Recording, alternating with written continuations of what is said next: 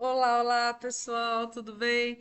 Vamos aqui a algumas questões aí de ENAD, referentes à disciplina de Ciências, Meio Ambiente e Sustentabilidade. Então, o jeito mais certo é nós lemos juntos, vocês pausam o vídeo, respondam e depois vocês tocam o vídeo para vocês verem se vocês acertaram, se estão aí bem por dentro e a análise, né, de cada questão. Beleza? Então vamos lá, gente. Vamos começar aqui, ó. Primeiro, ó. Sobre o letramento científico, avalie as seguintes afirmações. Então, ciência é uma linguagem, portanto, ser letrado cientificamente é saber ler a linguagem que está escrita na natureza e na tecnologia. 2. Considerando os objetivos mais amplos da educação, um conhecimento mínimo em ciência é necessário para a formação cultural de qualquer cidadão. O letramento científico pode abranger muitas coisas, desde saber como preparar uma refeição nutritiva até saber apreciar as leis da física. Assim, uma pessoa com conhecimentos mínimos sobre estes assuntos pode tomar suas decisões de forma consciente, mudando seus hábitos, preservando a sua saúde e exigindo condições dignas para a sua vida e as dos demais seres humanos. É correto que se afirma em. Aí nós temos as alternativas. Então vamos, gente. Primeiramente, pausa o vídeo, responde, e daí você volta aqui, tá? E a gente vai começar a analisar cada afirmação aqui de novo sobre o letramento científico. Então, olha só. A afirmação 1, ela fala assim, que ciência é uma linguagem, portanto, ser letrado cientificamente é saber ler a linguagem e que está escrita na natureza e na tecnologia. Essa afirmação aqui ela é válida, né? Por quê? Porque a ciência ela pode realmente ser vista aí como uma linguagem com a qual a gente pode, né, interpretar os fenômenos naturais e tecnológicos. Então, ser letrado cientificamente implica aí em compreender essa linguagem para decodificar e aplicar o conhecimento científico no dia a dia, tá? A afirmação 2 é assim, ó, considerando os objetivos mais amplos da educação, um conhecimento mínimo em ciência é necessário para a formação cultural de qualquer cidadão. Essa afirmação aqui, ela também é correta, né?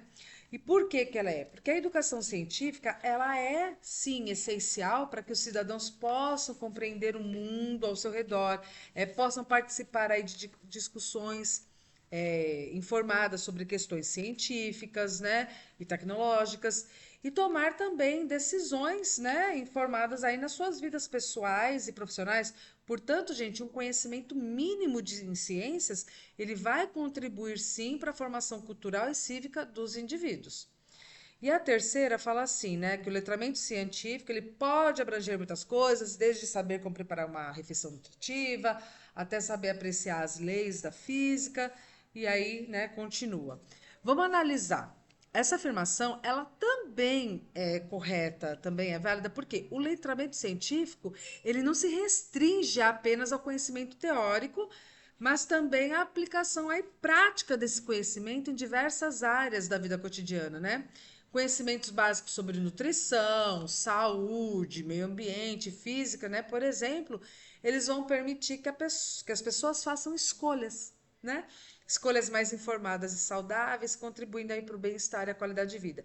Então, com base nestas questões, a gente pode aqui sim dizer que as três alternativas estão corretas. E neste caso, então, é a alternativa E, tá bom? Então vamos lá. Próxima questão aí de Enad. A literatura da área de ensino de ciência frequentemente mostra a concepção deformada do trabalho científico, trazendo consequências negativas ao processo de ensino-aprendizagem dos conhecimentos biológicos. É comum, por exemplo, que docentes destaquem o papel neutro da observação e da experimentação, deixando de lado tanto o papel essencial das hipóteses, como o norte da investigação científica, quanto a relevância dos conhecimentos, que são as teorias, né, que orientam todo o processo investigativo. Um dos resultados desse tipo de concepção da ciência é a execução de aulas transmissivas, nas quais os conhecimentos são apresentados como acabados, sem apresentar as dificuldades encontradas ao longo do processo. Apesar do discurso que coloca a experimentação em evidência, de uma forma geral, o ensino de ciências ainda é essencialmente livresco. Para uma imagem não deformada do trabalho científico, né, uma estratégia para o planejamento de uma atividade de ensino na sala de aula que promova uma imagem não deformada do trabalho científico deve envolver. Então, agora você vai ler as opções, vai responder e vai voltar aqui para a explicação, tá bom? Bom, gente, vamos analisar aqui a opção A. A opção A, ela traz assim, ó, apresentação de uma problematização. Essa etapa aqui ela é crucial, tá? Porque a ciência, ela começa com perguntas ou problemas a serem resolvidos. Ela fala levantamento das hipóteses discentes. Então, gente, envolver os alunos no levantamento de hipóteses, ele promove o pensamento crítico, né? E a compreensão de que a ciência, ela é, sim, seguida por hipóteses. Explicação de um conceito inserido em um episódio histórico. Bom, esse passo aqui, ele contextualiza o conhecimento científico dentro do seu desenvolvimento histórico, mostrando que ele não é estático ou terminado. E avaliação da argumentação. Gente, avaliar a capacidade de argumentação reforça o quê? A importância aí do nosso raciocínio científico, tá? Vamos ver a opção B? Apresentação de um fenômeno. Bom, é até um bom ponto de partida, porque desperta curiosidade, né? Investigação das concepções da turma. É importante, sim, para entender os conhecimentos prévios. Explicação de um conceito. Isso aí é essencial para a construção do conhecimento, né, gente? Avaliação para comparação dos conhecimentos anteriores e posteriores. É útil para medir o aprendizado, mas não aborda a natureza histórica e evolutiva das ciências, tá? Então a gente já vê aqui que a opção B não pode ser. Opção C, apresentação de um experimento. É importante para a prática científica, né? Discussão dos resultados. Isso aí, gente, é crucial para a interpretação dos dados, né? Explicação dos conceitos relacionados com o fenômeno em questão. É necessário para a compreensão, sim. E solicitação de um relato de atividade ajuda aí na consolidação do conhecimento, só que não aborda a formulação de hipóteses nem a história da ciência. Então, a gente vê aqui que a questão C não está correta, né? Por enquanto, a gente fica com a A, que é a mais completinha aí, tá? A D, apresentação de uma situação cotidiana. Gente, é boa para contextualizar o conhecimento científico, né? Investigação de hipótese discente. Ela incentiva, né, como a gente já falou, o pensamento crítico. Explicação dos conteúdos relacionados à situação. É importante aí para a construção do conhecimento. Avaliação dos conceitos assimilados. É útil, né, gente? Bem útil, mas só que não aborda a natureza histórica da ciência. Então, a alternativa não está correta. E a opção é apresentação de um conceito. Gente, a apresentação de um conceito não é a melhor maneira aí de você iniciar, né? Por quê? Porque fica faltando a problematização. Mas vamos lá, exposição do método científico. Pode ser muito abstrato se não estiver ligado a uma prática real. Execução de um experimento. Muito importante para a prática científica. E solicitação da explicação do fenômeno por meio de um relatório é útil para a consolidação, só que não aborda a problematização ou as hipóteses, né?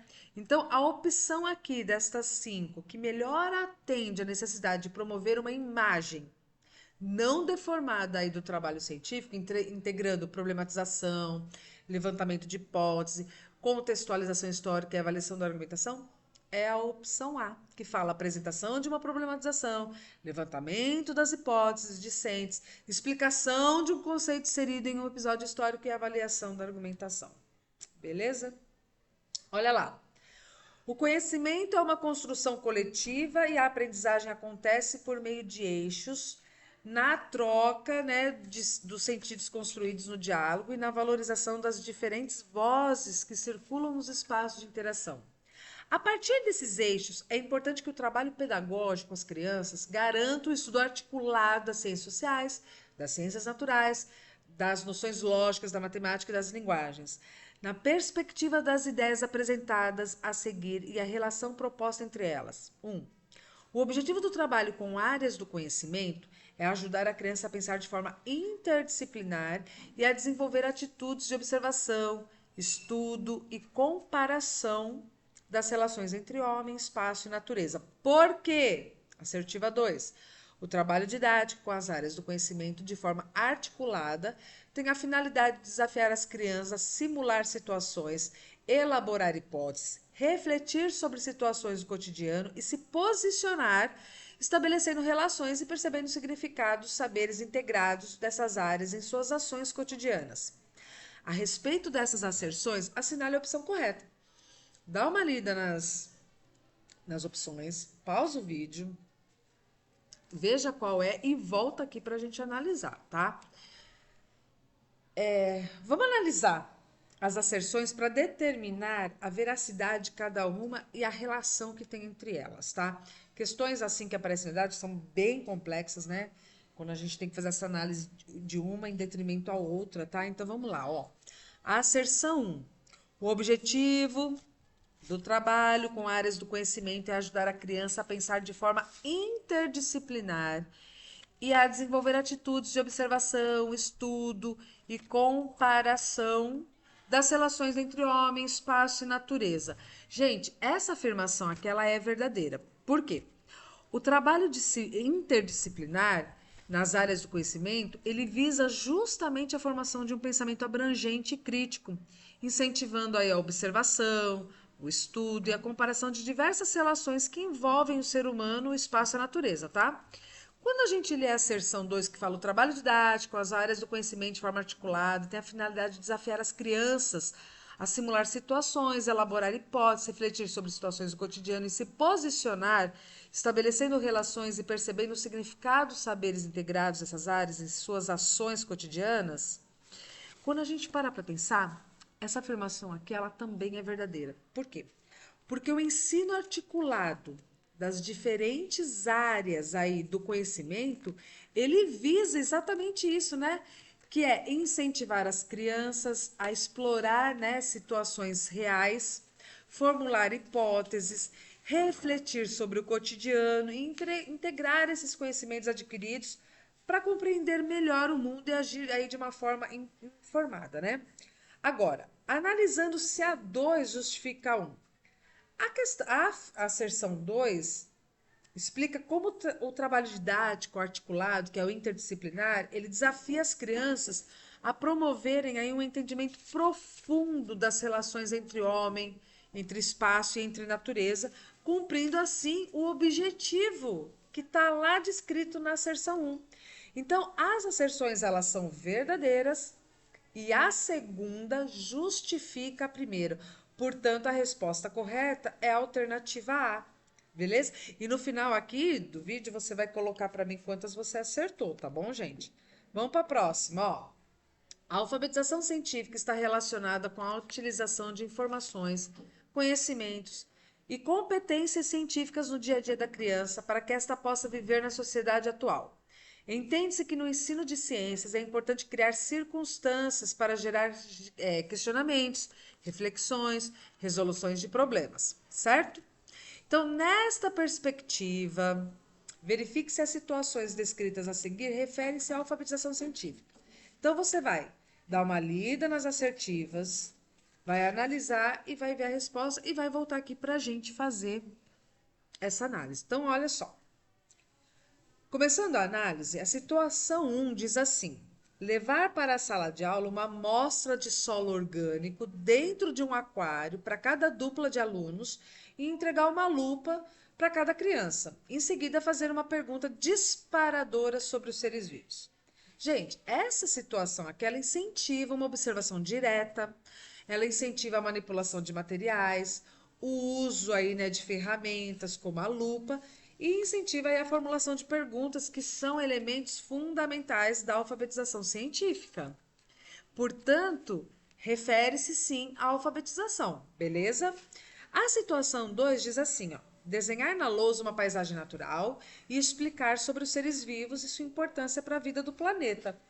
Essa situação aqui, ela envolve uma transmissão assim passiva de informações, porque as crianças aqui elas são meros receptores de conhecimento, sem engajamento aí ativo nas atividades de exploração, na atividade de questionamento ou experimentação. Então, não se alinha com os princípios da alfabetização científica.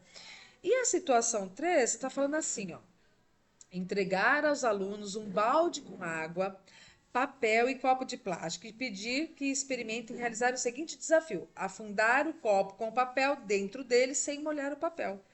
Essa situação aqui, gente, ela promove aí para a criança a experimentação, a resolução de problemas, a reflexão sobre os fenômenos físicos, né, como a pressão, o deslocamento de ar que acontece. Então, todos esses aspectos, eles fazem parte, são muito importantes para a alfabetização científica. Então, aqui se refere sim a essa alfabetização. Então, com base nessa análise, as situações aí que se referem à alfabetização científica foram a situação um e a situação 3. Então, a nossa alternativa correta aqui é a alternativa E, né? Situação um e 3. Belezinha, gente? Certinho, né? Então, vamos lá. Próxima questão. Ó, o ensino por investigação, ele tem se tornado cada vez mais uma proposta indispensável no ensino de ciências em todos os continentes.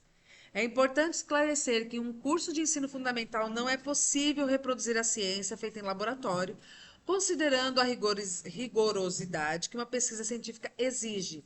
Mas é possível levar os alunos a uma convivência com elementos característicos do saber científico.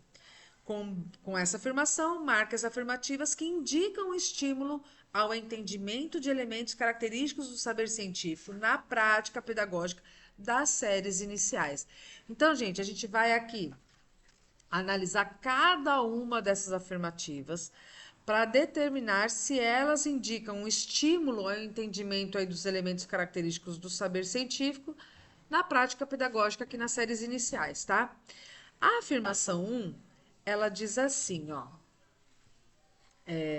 mostrar a escala de pH para as crianças, em seguida dispor as amostras de água de fontes diferentes, poço, torneira, lago, rio e de refrigerante. Deixar que as crianças vejam a diferença de cores nas amostras após usar o fenol para que elas descrevam se o pH é ácido, neutro ou alcalino. Gente, essa atividade, ela envolve a observação, ela envolve a experimentação e envolve a análise de resultados que são elementos aí característicos do saber científico. As crianças aqui, elas são estimuladas a fazer medições, né? Observar mudanças e descrever seus resultados, o que promove o entendimento prático e investigativo da ciência, tá? Afirmação 2. Em uma saída com as crianças para uma área com cobertura vegetal, verificar as diferenças de temperatura no solo, sem cobertura vegetal, com cobertura vegetal rasteira e em uma área com muita matéria orgânica e cobertura vegetal de porte alto. Pedir que as crianças verifiquem a temperatura do solo com um termômetro adequado, cada área estada, e registrem cada medição. Gente, essa atividade aqui, ela envolve uma observação direta, ela envolve a coleta de dados, que é quando vai fazer a medição de temperatura, e registro de resultados, promovendo investigação e análise comparativa. Esses elementos, gente, eles são essenciais do método científico e ajudam a entender melhor as interações ecológicas e ambientais, tá bom? E a afirmação 3 fala assim, ó. Levar para a sala de aula desenhos de espaços rurais com vastas plantações, com espaços urbanos, né, grandes avenidas e prédios, lugares desérticos, para que as crianças possam colorir do jeito que desejarem, tá bom? Então vamos ver qual dessas, vamos analisar, né, primeiro essa 3, né? Gente, quando a gente fala de para a sala de aula desenhos de espaços rurais, essa atividade ela é mais artística do que científica, tá? Ela não envolve aqui uma observação, ela não envolve uma experimentação, né, uma coleta de dados, análise investigativa. Embora ela possa ser útil para familiarizar as crianças com diferentes tipos de ambientes, ela não promove diretamente o entendimento dos elementos característicos do saber científico. Então, as afirmações que indicam estímulo aí ao entendimento de elementos, né, característicos aí do saber científico mesmo, é a questão um e 2. Então, é a nossa letra C, tá bom? Vamos lá. Muito se fala sobre a necessidade de melhorar a qualidade da educação básica no Brasil. São várias as estratégias defendidas com esta finalidade. que é aprimorar a formação dos docentes, aumentarem o tempo de permanência na escola, melhorar a infraestrutura e equipar os estabelecimentos de ensino. Todas são válidas, certamente, se colocados em prática, colaboram para melhorar a educação. Contudo, existe uma alternativa de grande impacto que é pouco lembrada: a incorporação do ensino de ciências ao currículo desde os primeiros anos do ensino fundamental. No Brasil, o ensino de ciências tem pouca ênfase dentro da educação básica, apesar de ser forte a presença de tecnologia na vida das pessoas e do lugar central que a inovação tecnológica detém enquanto elemento de competitividade entre as empresas e as nações. Então vamos lá. Em relação à importância do ensino de ciências desde as séries iniciais, avalie as afirmações. Leia, responda e volta aqui que a gente vai analisar. A afirmação 1 diz assim, né, que o ensino de ciências gera um impacto, né? O ensino de ciências gera um impacto sobre a qualidade da educação, pois envolve um exercício de raciocínio que desperta na criança seu espírito criativo, seu interesse, melhorando a aprendizagem de todas as disciplinas. Essa afirmação, né, gente, ela é verdadeira, porque o ensino de ciências, ele desenvolve habilidades de pensamento crítico, né, criatividade, raciocínio lógico, que são fundamentais aí para a aprendizagem em diversas áreas. A prática de métodos científicos como observação, experimentação e análise pode melhorar sim a compreensão, né, e o desempenho dos alunos em outras disciplinas. A alternativa 2, a afirmação 2, fala assim: o conhecimento científico associado à tecnologia é fundamental para tornar o ensino de ciência estimulante e eficiente para todas as crianças e com isso atrair talentos para as carreiras científicas. Gente, essa afirmação ela também é verdadeira, tá? Porque a integração de ciência e tecnologia vai tornar as aulas muito mais envolventes, né? Muito mais relevantes para as crianças, despertando aí o interesse, né, em continuar estudando essas áreas e potencialmente aí seguir as carreiras científicas, beleza? E a 3, a inclusão da ciência desde o ensino básico deve estar associada a uma política de formação de docentes, de modo que eles possam propiciar aos alunos aprendizagens significativas. Essa afirmação, ela é verdadeira também, porque a formação adequada dos professores, ela é crucial para garantir que o ensino de ciências ele seja eficaz. Professores bem preparados são capazes de criar aí ambientes de aprendizagem significativos, onde os alunos eles podem explorar, questionar e entender aí conceitos científicos de maneira bem profunda e conectada ao seu cotidiano, tá bom? Portanto, né, gente, todas as 3 afirmativas aqui dessa questão de ENAD estão corretas, alternativa aí. E a última questãozinha aqui, o ar atmosférico é formado por vários componentes, incluindo vários gases, vapor d'água, micro-organismos e impurezas. O gás mais abundante presente no ar atmosférico é monóxido de carbono, nitrogênio, hidrogênio, oxigênio ou gás carbônico? Gente, vou começar falando do monóxido de carbono, né?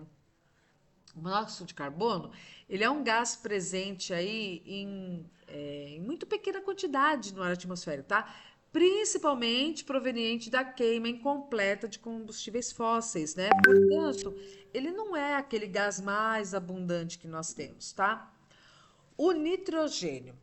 Gente, o nitrogênio, tem gente que acha que não é, né? Mas o nitrogênio é o gás mais abundante, né? Na atmosfera terrestre, porque ele representa 78% do volume total do nosso ar atmosférico. Então, a nossa alternativa aqui é a letra B, tá? Mas vamos falar um pouquinho do hidrogênio. O hidrogênio, gente, ele é o elemento mais abundante no universo, mas na atmosfera terrestre, ele está presente em quantidades extremamente pequenas, tá? Bom, o oxigênio. O oxigênio é o segundo gás aí mais abundante, mais abundante aí na atmosfera terrestre. Ele constitui 21%, beleza? Do nosso ar, tá? E o gás carbônico, né, o dióxido de carbono que a gente fala, ele está presente em quantidades muito menores, cerca de 0,04% do volume do ar atmosférico, tá? Então, o gás mais abundante é sim o nitrogênio, tá bom? E agora você me conta aqui nos comentários quantas questões você acertou, beleza? Até nossa próxima aula!